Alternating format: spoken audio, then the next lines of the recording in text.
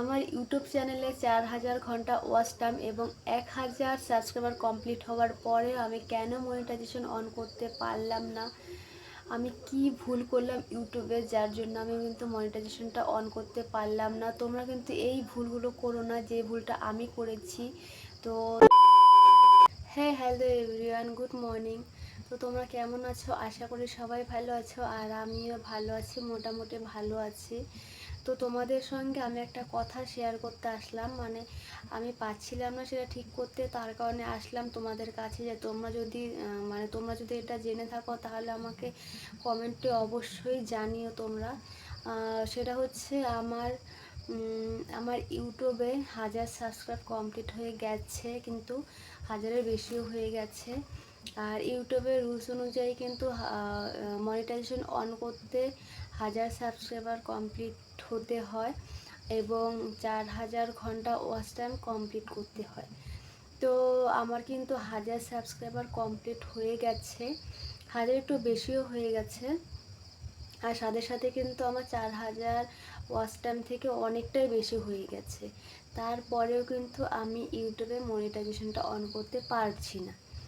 এটা নিয়ে একটু মনটা খারাপ যে কেন হলো বা কেন অন করতে পারছি না, কি ভুলটা করলাম বা কি ভুল হলো, তার জন্য একটু চিন্তাতে আছি। তোমরা যদি জানো যে কি করলে আমি অন করতে পারবো, তোমরা প্লিজ একটু আমাকে জানিও। তো চলো তোমাদের সঙ্গে একটা কথা আমি শেয়ার করি। আমি যখন প্রথম কলেজে উঠি, হাই সেকেন্ডারি পাস করার পরে, মানে স্কুলটা কমপ্লিট করার পরে সবারই একটা ইচ্ছা থাকে যে ফোন কিনবো, ফোন নিয়ে ঘুরবো, ফোনটা হাতে থাকবে, ফোন দিয়ে সেলফি তুলবো, মানে সবার হাতে দেখি না, তখন আমার ইচ্ছে করছিল যে আমি ফোন নিব। তো একদিন ফোন নিব এটা ভাবতে ভাবতে মাথায় চড়ে গিয়েছিল, মানে মাথায় ভূতের মতো বসে পড়েছে যে না, ফোনটা এখন আমাকে নিতেই হবে। তারপর বাড়িতে বললাম। আর আমাদের মতো পরিবারের কাছে, মানে মা বাবার কাছে ফোন চাওয়ার পরে মানে দেওয়াটা খুবই কিন্তু ডিফিকাল্ট। তো আমি বাড়িতে যখন বললাম যে আমার একটা ফোন লাগবে, তখন বাড়ি থেকে বলে না, এখন হবে না। তো মাকে বললাম, মা বলে এখন হবে না। আর মাকে কিছু বলতে গেলে মা বলে বাবাকে গিয়ে বল, আর বাবাকে কিছু বলতে গেলে বাবা বলে তোর মাকে গিয়ে বল। তারপরে একদিন দুপুরবেলা খাওয়া দাওয়া শেষ করার পরে দুজনকে বললাম যে আমার একটা ফোন লাগবে। তো তখন ওরা দুজনে আমাকে বলে দিল যে না, এখন ফোন টোন দিব না বা দিতে পারবো না। তো কথাটা শুনে তো আমার খুবই খারাপ লাগলো যে এখন আমার ফোন লাগবে, একটা জিনিস চাইলাম সেটা বাড়ি থেকে দিচ্ছে না, আর সেটা সবারই খারাপ লাগবে। আর দেওয়াটাও কিন্তু তখন ইজি ছিল না, যেহেতু সংসারের অবস্থাও খুব একটা ভালো ছিল না যে আমি মুখ থেকে বের করে ফেললাম যে আমার ফোন লাগবে, আর বাড়ি থেকে টাকা দিয়ে দিল যে নে তুই ফোন কিনে দে, এমনও কোনো পরিস্থিতি ছিল না। তারপর আমি খুব রাগারাগি করতাম, বাড়িতে খাওয়া দাওয়া একটু কমিয়ে দিয়েছিলাম। তো সেটা দেখে বাড়ি থেকে বলছিল যে ঠিক আছে, তোকে এখন আমরা ফোন কিনে দিব। তারপর বলার 1 মাস পরে হয়তো আমাকে একটা ফোন কিনে দেয়। তো ফোনটা কেনার পরে ইউটিউবে যে তো ফোনটা কেনার পরে ইউটিউবে যেতাম, ইউটিউবটা অন করতাম। অন করার পরে দেখি প্রচুর ইউটিউব ক্রিয়েটাররা ভিডিও ছাড়তো, বা দেখে সেটা ভালো লাগতো। আমার থেকে অনেক অনেক ছোট ছোট ছেলেমেয়েরা ভিডিও করতো, তো তাদের দেখে ভালো লাগতো এবং আমি ভাবতাম যে তারা তো আমার থেকে অনেক ছোট, তারা যদি এত সুন্দর সুন্দর ভিডিও করতে পারে, এত এত ভিউজ, লাখ লাখ ভিউজ হয়, হাজার হাজার লাইক হয়, তাহলে আমি কেন পারবো না? একবার আমিও চেষ্টা করে দেখি। তো তখন ভিডিও করার ইচ্ছাটা মানে জেগে উঠেছিল মনের মধ্যে। আর মেন কথা হচ্ছে যখন নতুন কিছু করতে চাই না, তখন প্রথম প্রথম কিন্তু ব্যাপারটা খুব ভালো লাগে যে এটা করবো ওটা করবো, এটা করলে এটা হবে, ওটা করলে ওটা হবে। তখন প্রথম প্রথম খুব ভালো লাগতো। তখন তো আমি কিছু জানতাম না ইউটিউবের ব্যাপারে, মানে ইউটিউব কী করলে কী হবে, কী করে এডিট করতে হবে, কী করে ভিডিও করতে হবে, কী করে ছাড়তে হবে। আর ভিডিও কিন্তু ইউটিউবে যখন তখন ছাড়লে কিন্তু ভিউজ হয় না, সেটা তোমরা ভালো করেই জানো। একটা নির্দিষ্ট টাইম অনুযায়ী ভিডিও ছাড়তে হয়, তাহলেই কিন্তু ইউটিউবে তোমাদের ভিউজটা আসে। তারপর আমি একদিন আমার একটা দাদার কাছে যাই। দাদার কাছে যাওয়ার পর আমি বলছিলাম ওকে যে আমি না ইউটিউবে একটা চ্যানেল খুলতে চাই। কারণ সবাইকে দেখি তারা এত ভালো ভালো ভিডিও ছাড়ে, মানে এত লাখ লাখ ভিউজ হয়, এত লাইক হয়, তো তাদেরটা দেখে আমার খুব ইচ্ছে করছে ভিডিও করতে, তো আমিও ভিডিও করব। তখন ও বলছে তুই করবি? তো আমি বললাম হ্যাঁ আমি করবো, আমাকে একটা চ্যানেল খুলে দে ইউটিউবে, আমি ভিডিও করব। তো বললো ঠিক আছে দে খুলে দিচ্ছি। তারপর ওকে দিলাম, ও তো আমাকে চ্যানেল খুলে দিল। ও মানে যা যা দরকার সেগুলো অনুযায়ী ও আমাকে চ্যানেলটা খুলে দিল।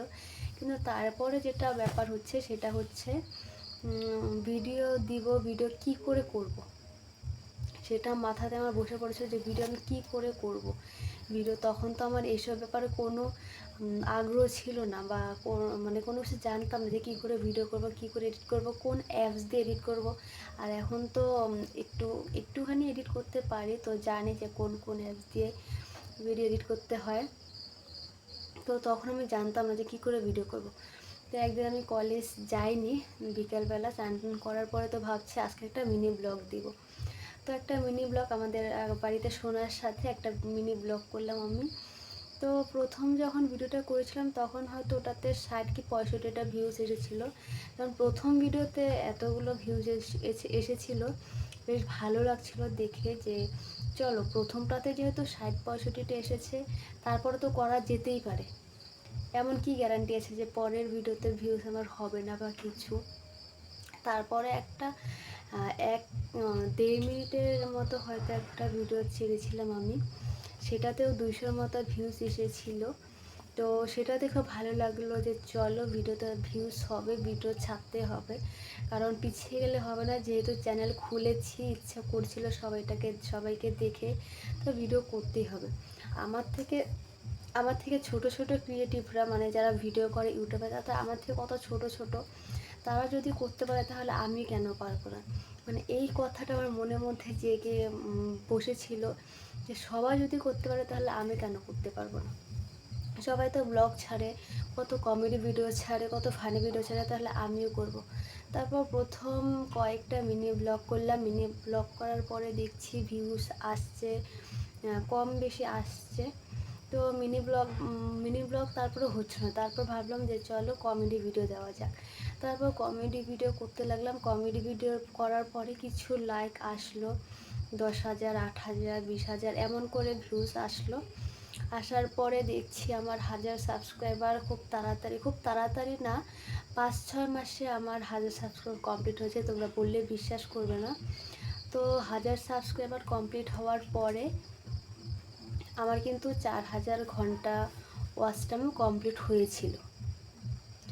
তো 4000 ঘন্টা ওয়াচ টাইম বেশি হয়েছিল, 4000 ঘন্টা ওয়াচ টাইম তো কমপ্লিট করার পর আমি তো খুশিতে ছিলাম যে 1000 সাবস্ক্রাইবার কমপ্লিট হয়ে গেছে। আর আমি ইউটিউবে দেখতাম সার্চ করে যে কি করলে কি হবে, তারপর ওখানে আসতো যে 1000 সাবস্ক্রাইবার কমপ্লিট করলে আর 4000 ঘন্টা ওয়াচ টাইম কমপ্লিট করলে তাহলেই নাকি মনিটাইজেশন অন হয়, আর মনিটাইজেশন অন করলে নাকি ইউটিউব থেকে পেমেন্ট পাওয়া যায়। আর আমি সেটা জানতাম না যে ইউটিউব থেকেও নাকি পেমেন্ট করা যায় ভিডিও ছাড়লে। তারপর আমি 1000 সাবস্ক্রাইব কমপ্লিট হওয়ার পর আমি গেলাম মনিটাইজেশন অন করব, গিয়ে দেখছি হচ্ছে না। তারপর খুব চিন্তায় ছিলাম যে কেন হচ্ছে না, কি করলাম, কি ভুলটা করলাম যে আমার মনিটাইজেশন অন হচ্ছে না। তখন আমি কিন্তু আমার দাদাটাকে ফোন করি, মানে যে আমার ইউটিউবে চ্যানেলটা খুলে দিয়েছিল সেই দাদাটাকে ফোন করি। তো আমাকে টাইম দিয়েছিল যে আমি বিকালবেলা আসবো, এখন একটা কাজে আছি, বিকালে যাবো। তো আমি বললাম ঠিক আছে বিকালে আসিস। তারপরে ও বিকেলবেলা আমাদের বাড়ি আসলো, আসার পর আমার কাছে ফোনটা চাইলো। ফোনটা নেওয়ার পরে ও দেখছিল যে আমার 4000 ঘন্টা ওয়াচ টাইম কমপ্লিট হয়েছে আর 1000 সাবস্ক্রাইবারও কমপ্লিট হয়েছে। কিন্তু আমি যেটা ওকে বলেছিলাম সেটা হচ্ছে, ওই বললাম তো ইউটিউব স্টুডিওর সামনে যে ওয়াচ টাইমটা থাকে সেটা দেখে আমি ওকে বলেছিলাম। তো ও আমাকে পুরো মানে পুরো অ্যাপসটা ঘাটাঘাটি করার পরও আমাকে ও জানালো যে তো মনিটাইজেশনটা অন হবে না। ইউটিউব স্টুডিওতে যে আর্ন অপশানটা আছে, মানে কোনার দিকে, ওই আর্ন অপশানে ক্লিক করার পরে ওখানে দেওয়া আছে 4000 ওয়াচ টাইম আর 3000 ওয়াচ টাইম। ওখানে যদি 4000 ঘন্টা ওয়াচ টাইম কমপ্লিট হয় তবেই কিন্তু তোমার মনিটাইজেশনটা অন করতে পারবে। আমার ভুলটা এই জায়গার মধ্যে, আমি কিন্তু ওই জায়গা মানে ওয়াইটি স্টুডিওটা অন করে আমি আর্ন অপশানে যে ওয়াচ টাইমটা আছে সেটা কিন্তু আমি দেখিনি।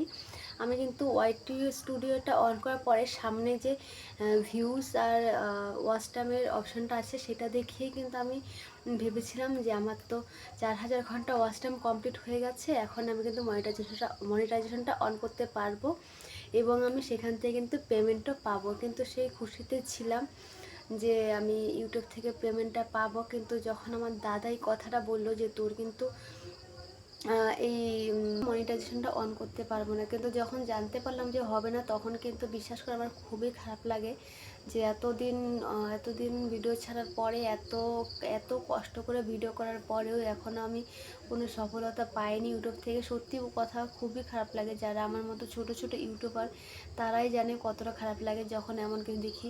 তো ভিডিওটা এই পর্যন্ত, যদি ভালো লাগে তাহলে লাইক কমেন্ট শেয়ার করে নতুন একটা ভিডিওর জন্য পাশে থাকো। টাটা।